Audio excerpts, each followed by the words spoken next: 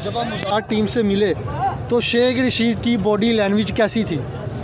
देखें, इस वक्त हम किसी का मजाक नहीं उड़ाते, ना पहले मैं मजाक उड़ाता रहा हूँ, ना मैं इस चीज़ के हक़ में हूँ। लेकिन वो सारे शर्मिंदा थे, क्योंकि उनको जो पता था कि हमने गलत किया, उन्होंने एतराफ़ भी किया हमसे गलती हुई, अब हम उसको ठीक करना चाहते हैं। हम आज भी उम्मीद रखते हैं कि अल्लाह करे वो दिल से ये बात कर रहे हों, वो ठीक ही करें। असल में ये इन जो हुजूर के ग़ुलाम है ना, इनकी कुर्बानियों का नतीजा है। जब तक ये लोग सिर्फ उम्मीद रख के बैठे थे, वो बातें नहीं करते थे। जब इन लोगों ने कुर्बानियाँ दी, देखें मैंने भी कहा, यहाँ भी हम कहते हैं ये जुल्म की इंतहा है।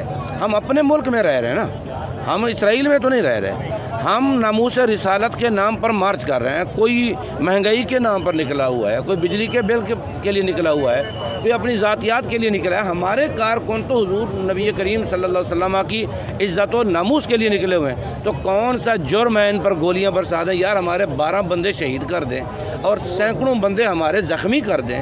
हम इतना हक़ रखते हैं, हमने जो करना था किया, हम मजाक नहीं उड़ाते। हमने उनको खूब, हमने कहा तुमने अगर हमारा खून बहाना है तो पहले हमें ख़त्म करो।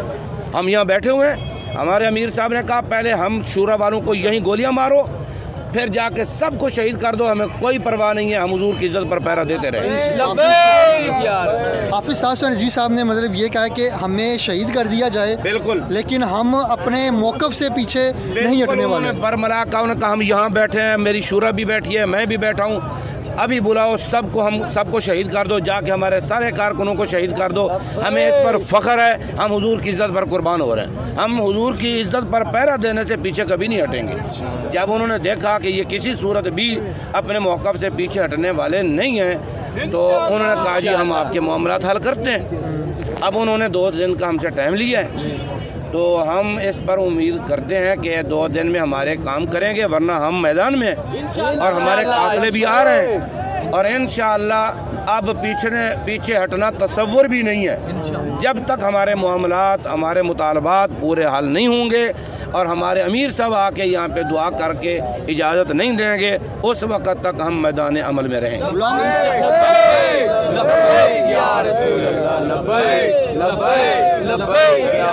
गुलाम अब्बास फैज़ी साहब, एक सवाल ना जो बहुत अहम है, जो इस वक्त अवाम के अंदर गर्दिश कर रहा है कि इसका मतलब अभी मुज़ाकरात नहीं हुए, अभी सिर्फ उन्होंने टाइम मांगा और आपने कोई मुज़ाकरात की कोई मतलब पेशकश की है कि हमारे ये मुतालबात हैं, या इस तरह की भी कोई बात नहीं हुई कि जस्ट अभी करंट सिचुएशन को लेके बात हुई है?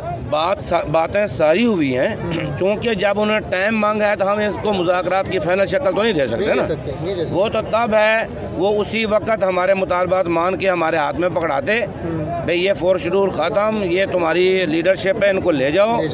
और फ्रांसीसी सफ़ीर के बारे में उन्होंने कहा भी वो आया ही नहीं है, आपकी धमकियों की वजह से उसका टाइम उस वक्त ख़त्म हो गया था। दोबारा हमने उनको बुलाया नहीं, बार बार वो रिक्वेस्ट करते रहे, हमने नहीं बुलाया। हमने कहा हम उसकी तस्दीक करेंगे, अगर नहीं होगा तो ठीक है। हमारा तो मतलब ये है ना, उन गुस्ताखों का सफ़ीर ना हो। अगर उन्होंने कहा जी हम किसको निकालें जो है ही नहीं, हमने कहा हम इसकी तस्दीक करेंगे। अगर तस्दीक हो गई कि वाकई नहीं है, तो फिर हमारा मुतालबा भी यही था ना हो, फिर हम और कोई बात नहीं करेंगे। अगर होगा तो उसको दफा करना पड़ेगा। शाह साहब, मतलब आपके 3 मुतालबात हैं। पहला जो मुतालबा है 4 शेड्यूल ख़त्म किया जाए, सबसे पहला सफ़ीर है, सबसे पहला सफ़ीर है। हमारी कुर्बानियाँ 4 शेड्यूल के लिए नहीं है। हमारी कुर्बानियाँ अपने मुकदमात को ख़त्म करने के लिए नहीं है। हमारे 40 से 50 बंदे इन्होंने क्यों शहीद किए, किस जुर्म पर शहीद किए? हम पूरी कौम से पूछते हैं, यार इस मुल्क में सबसे बड़ा जुर्म हुजूर का नाम लेना है, वो तो जुर्म हम करते रहेंगे। इसलिए जिस मकसद के लिए कुर्बानियाँ दी, वो मकसद सबसे पहला है, वो उसी तरह रहेगा। वो जब तक हल नहीं, हमारे मुतालबात कोई हल नहीं हुए, अल्लाह ताला फजल फरमाएगा। उम्मीद है कि वो हमारे 2 दिनों में जो उन्होंने वादा किया वो मुतालबात पूरे करेंगे। गुलाम अब्बास फैज़ी साहब, एक सवाल जो बड़ा अहम है, आपने भी कहा 12 शहादतें, हमें मालूम हुआ था कि 6 शहादतें हुई हैं, तो दाता दरबार के ऊपर मालूम था 2 थी, वहाँ से यहाँ तक पहुँचते पहुँचते 10 शहीद और हो गए और शहीद हो गए, इससे भी बढ़ सकते हैं। जितने हालत ख़तरनाक है ना हमारे शुहदा की, ज़ख्मियों की। अब देखें, एक आदमी को सर में गोली लगी, अभी वो शहीद नहीं था, हमने उनको अस्पताल भेजा। और एक बंदा वो था जिसको यहाँ दिल पे गोली लगी, आर पार थी, उसको भेजा, वो रास्ते में शहीद हो गया। अब जिस हाल में इन्होंने गोलियां बरसाई, इन्होंने तो अंधों की तरह गोलियां बरसाई, इन्होंने तो ऐसे गोलियां बरसाई जैसे किसी दुश्मन लोगों पर गोलियां बरसाई जाती हैं। इन नहते लोग यार, जिनके पास डंडा भी नहीं है, इनका खून इतना सस्ता तो नहीं है।